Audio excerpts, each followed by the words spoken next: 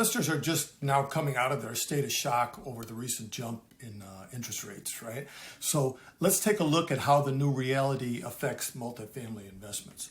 Now, just a couple months ago, before rates jumped up, I did a video about your lender's perspective on risk in multifamily investments and another along with it where I go into detail on your lender's view of loan to cost and loan to value, which are important concepts to understand for this.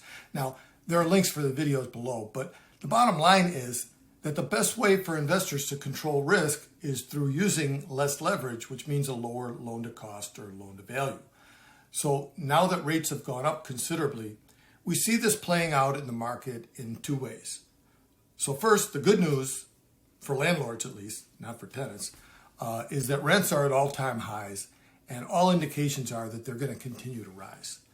So with rents at highs and going higher, it's still a great time to invest in multifamily, right? But here's where we run into trouble.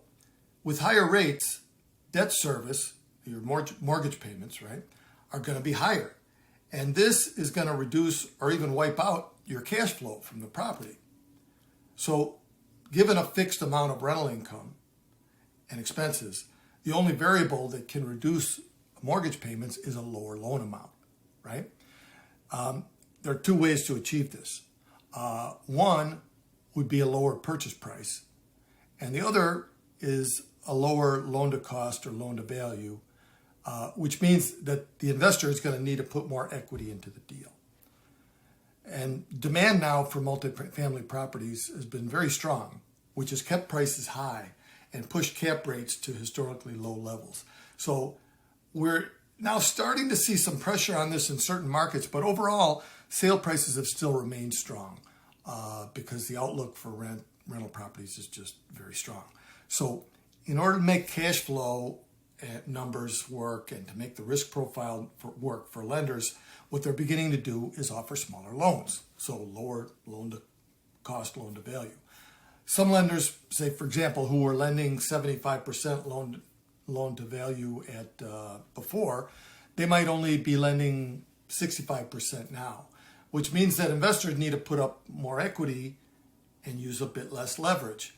And because smaller investors are a bit less flush with cash now that their stock market positions have dropped, they're naturally going to be less willing and less able to do that, which we would expect would mean less buyers in the market and eventually lower prices for multifamily properties.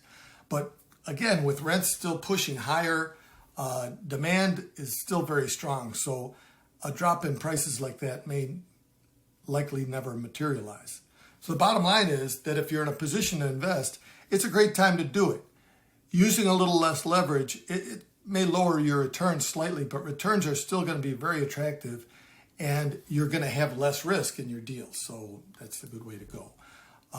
And the other thing to think about, commercial mortgages are always adjustable anyway. So it's going to make less difference in the long run than it would on, say, a 30-year fixed residential mortgage or something like that. The commercial mortgage always adjusts after a few years. So the amount of difference it makes is probably not a big deal.